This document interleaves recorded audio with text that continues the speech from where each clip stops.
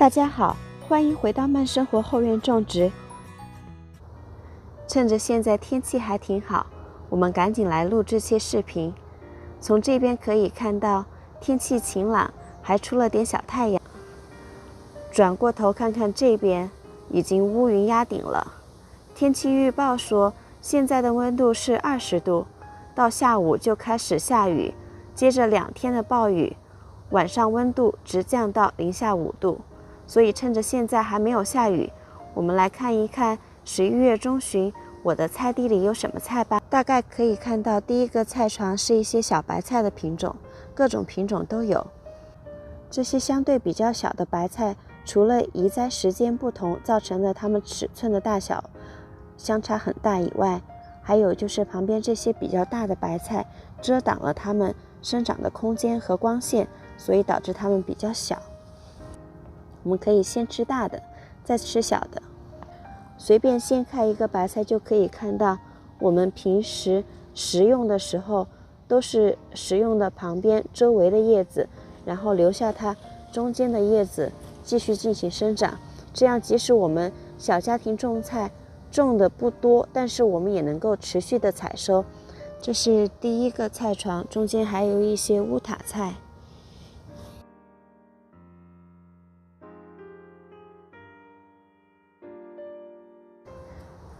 这是第二个菜床，看起来就比较有意思了。有意思的原因是因为这一批的德国芥蓝和乌塔菜都是同一时间播种移栽的，但是因为最近的天气有2天时间是超过20度的，所以这一株乌塔菜突然间就抽苔开花，其他的都还在地上好好的待着。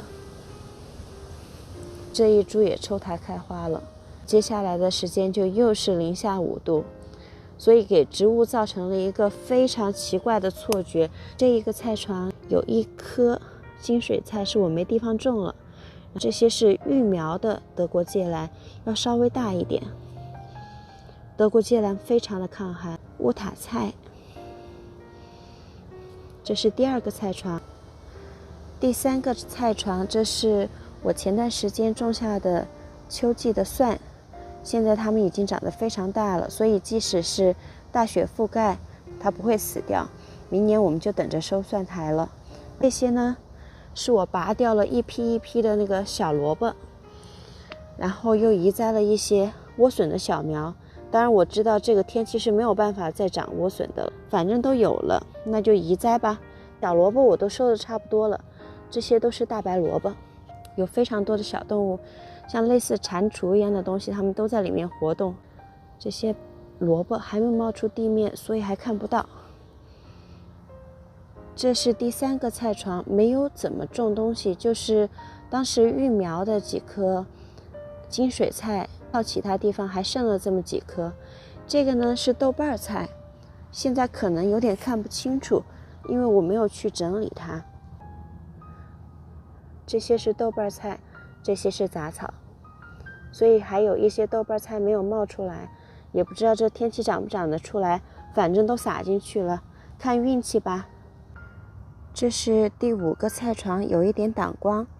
这个是我一直种在这个菜床里面的小葱，这些小葱在这一块已经第3年了，全部都是从吃剩的葱头移栽进去的。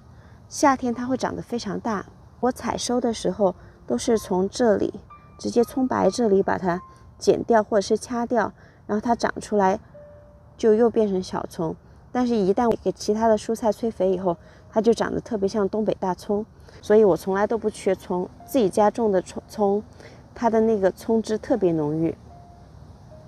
这些是我拔完了浆以后，把这些在盆里的草莓全部移栽回了地里，因为我发现那个盆它蓄水不行，很容易干掉，草莓的生长并不好，所以下了决心，还是直接把这个菜床种成草莓和芦笋的菜床。这些是芦笋，这些草莓呢移过来可能有2个星期了，它就又开始长小草莓了。像这么冷的天气也真是难得。草莓非常的抗冻，大家不要为草莓的过冬而担心。我这里即使零下14度，它们也生活得好好的。而且这些草莓是死了又长，长了我又繁殖，都是从2颗繁殖到100多颗，然后又被啃了很多颗，又被我移栽死了好多，然后现在又繁殖出来一批。所以草莓它种起来是非常省心、非常高产、非常容易种，而且非常营养的一种水果。如果大家想吃到新鲜无污染的水果，草莓可能是最容易种，而且产量最高、最容易短时间得到的一种水果。所以大家在明年开春的时候可以考虑一下种一些草莓。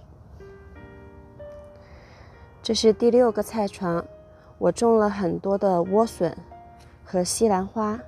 您别看这莴笋的大小差别非常的大，这些都是一批育的苗，全部都是从这个盒子里面育出来的，同时育的苗。您看这个待在这个盒子里面的，它还是这么大，它不会死掉，但是它不会长大，都已经1个多月了，它不长，因为这个土是没有营养的，就是我用旧土育的苗，然后把它们不同时间移栽出来的。你看这个还算小的，这个算是中大的，后面都还有大的。育苗非常的关键，但是移栽也非常重要，移栽的时间更长，它接触真实的土地时间越长，它长得也就越大，即使是同时育苗的。这些呢都是我的西兰花，看也有小也有大，中间呢我就穿插了一些莴笋。这个也是同一批的西兰花，这个就非常的小，这个是稍微大一点，最大的是这一颗，已经有点开始抽新了，但是这边风相当的大，已经吹断了好多颗了。这些我用竹子绑着的，它全部都是吹断了的。这一颗也被大风吹断了，待会儿我就要拿一个棍子给它撑起来，然后把它像其他的一样绑着。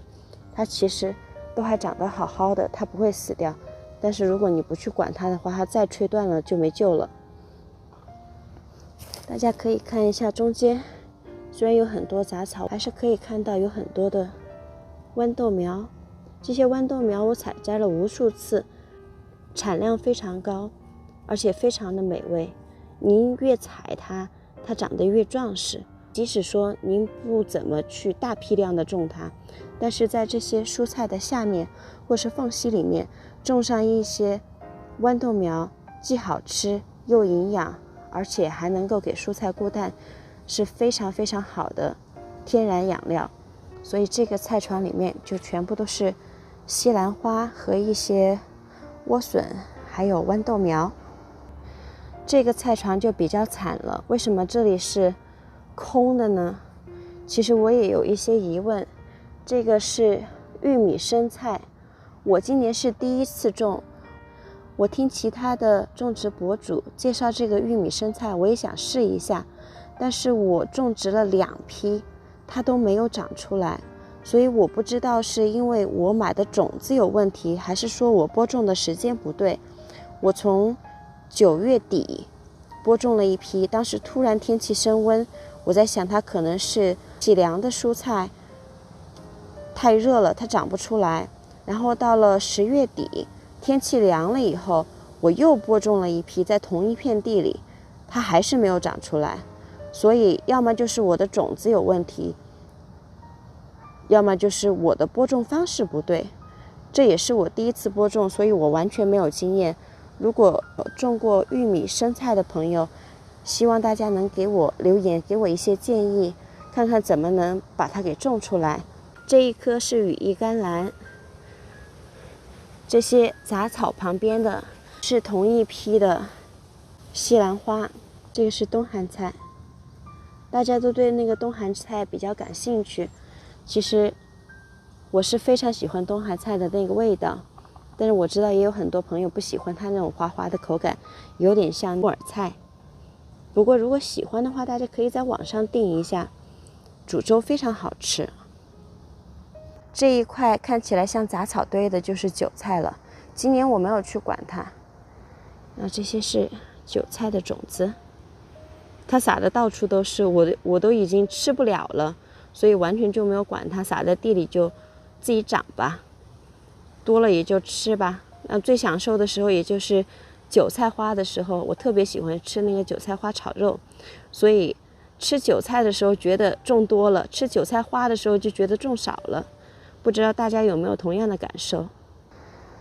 这个菜床，你看这一大片，半个菜床是什么呢？是金水菜，而且我还扦插了2个乌塔菜，都被我摘的只剩那么一点点了，中间还剩一点乌塔菜的心，又让它长。乌塔菜它的面积非常的宽，所以把它摘掉在旁边吃了的话，也不会影响旁边，反而给旁边留下了非常多的位子。我强烈建议大家秋冬季节种乌塔菜和金水菜。您看这一大片，其实没有几颗，它的数量并不多，这些都是被我们从旁边吃掉的。金水菜最好的地方就是它虽然只是一颗，但它如果能够发出来的话，它一颗会变成几百片叶子，而且它吃起来涮火锅的时候，它口感是清脆可口的，不像好多菜它直接烫了火锅以后它就软了，它反而有一点像那种脆脆的豆芽的感觉。火锅蘸料香油特别好吃，而且一颗的量相当的大，如果你种得好的话，它一颗就当一盘菜了，所以非常的划得来。我每次看到我摘的旁边这些突突的地方，我就想起来我父亲老说我，别人种菜都是吃嫩的，你种菜是吃老的留嫩的。但其实说实话，自己种不会老到哪里去，超市卖的蔬菜它老的地方就真的是老。然后最有意思的是这个菜床，前段时间我种的蚕豆，因为这个蚕豆也是被欺骗了的，那居然结豆荚了。前段时间不是降到-5度了吗？蚕豆一般来说-4度就忍受不了了。我非常幸运，这一批蚕豆它居然没有死掉。这2天20度以上的天气，晚上保持在10度左右。您看小蜜蜂还在那忙活着呢。今天晚上就又是一个节，感觉就像每天在渡劫一样。上次不是有朋友留言问吗？你那里的天气居然还可以结豆吗？这个时候，其实我也不确定，因为没有结过豆，这个天气一直都是很凉很冷，最多我就是掐上面的蚕豆尖吃，因为它很肥厚嘛，吃起来口感比豌豆尖好多了。但是今年它就被骗了一次又一次，一冷一热，它居然就开花了，结荚了。但是我不确定它能不能够度过接下来这几天的雨和-4-5度。我们就当是做一个试验，我也就不去掐它了，来看它们到底能够承受多低的气温吧。来，我们看看这个被天气欺骗的莴笋，这也是那一盒的塑料盒里面育出来的。这几颗紫色的油菜我是一直留着，因为我还有其他的品种要种，我就没有种太多的紫色油菜，这都是掰旁边的叶子吃，全部都是。然后这些呢，是我掰了无数次的香菜，最近吃火锅吃的我非常的满足，香菜是一定不可以少的。然后这些香菜也都是把旁边的香菜掐下来，然后让它的中间继续冒香菜的叶子，它就可以持续很长时间。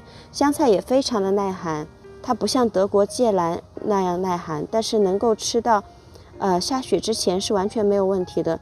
有的时候如果天气允许的话，它明年它还会继续从地上冒出来，同一颗香菜，但是地面上的叶子会完全死掉，所以是看当年的天气吧。这一块地是我挖了红薯以后，然后移栽的西兰花，现在还非常的小，不知道能不能长大了。然后这些是自己长出来的德国芥蓝，夏天遗忘了一颗，它就自己撒种子，所以跟我育苗的相比就相当的小，但是它们长出来以后就不得了了，我这个冬天的德国芥蓝是不会少的了。这些就是多出来的白菜苗，把它们移栽出来的，都是这片红薯地上的，看起来特别惨。好啦，今天的视频就到这里，主要是在趁下雨之前跟大家展示一下11月中旬我菜地里面还有些什么。不知道大家种了一些什么冬季过冬蔬菜呢？今天的分享就到这里，谢谢您的收看，我们下期再见。